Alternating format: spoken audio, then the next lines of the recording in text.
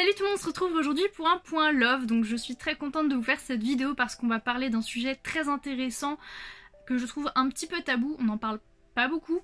Il s'agit de Le Prince et la Couturière de Jane Wang. Donc nous allons suivre Sébastien qui est un jeune prince et qui doit trouver une épouse, enfin voilà, pour la tradition, tout ça, hein, voilà, pour les enfants et tout ça. Sauf que lui, bah concrètement, c'est pas du tout ce qui l'intéresse, c'est pas du tout ce qu'il recherche. Lui, ce qu'il veut, c'est vivre sa vie, être vraiment lui. Ce qui le caractérise, c'est tout simplement qu'il adore porter des robes et du coup la nuit, il part en gala, en soirée et tout ça, vivre sa seconde vie, si on peut appeler ça comme ça. Et de l'autre côté, on a Frances qui est une jeune couturière avec un grand talent qui tape littéralement dans l'œil de Sébastien. Le problème étant qu'une fois recrutée, eh bien en fait elle se sent mal, tout simplement, elle se sent pas à sa place parce que derrière ses créations, eh bien il n'y a pas de nom en fait. Elle ne peut pas se faire un nom dans la mode à cause de l'ombre du prince. Voilà, parce que c'est un secret et que rien ne doit être dévoilé. Et donc elle décide de partir pour vivre son rêve.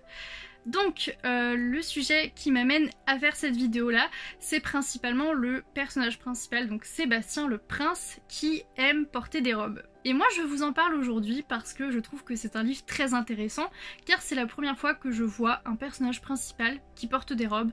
Et littéralement je trouve que c'est un sujet très intéressant parce qu'on a enfin un personnage différent avec des gros guillemets, voilà, qui ne se conforme pas aux normes de la société, qui veut accomplir son désir d'être qui il a envie d'être, qui est dans une grosse quête identitaire, qui recherche à ce qu'on l'accepte tel qu'il est, et je trouve ça très intéressant parce que ça reflète la réalité. Et de l'autre côté on a un deuxième personnage, donc Frances, qui elle n'a pas les mêmes envies que le prince, mais qui accepte totalement le fait qu'il s'habille en robe, voilà, qu'il soutient dans ses démarches, dans ses idées. Et si je vous parle de ce livre-là, spécialement aujourd'hui, c'est parce qu'il y a deux notions qui m'ont vraiment tapé dans l'œil. C'est la notion de rejet et la notion d'acceptation. Donc il y a le rejet parce que c'est quelque chose de différent, entre guillemets, qui n'est pas conforme aux normes de la société. Et je trouvais vraiment ça intéressant, cette notion dans ce livre-là, parce que ça reflète mais totalement la réalité. Et ça m'a bien plu en fait, parce que ça aurait été beaucoup trop beau s'il n'y avait pas cette notion de rejet. Donc ça a beau être une bande dessinée un petit peu conte, faut aussi apporter cette touche de réalisme, et j'ai trouvé ça très intéressant. Maintenant on a aussi cette notion d'acceptation dans le livre, donc l'acceptation de l'autre.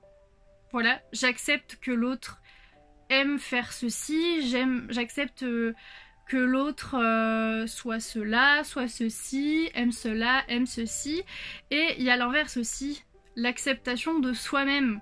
J'accepte de dévoiler, j'accepte d'être qui j'ai envie d'être.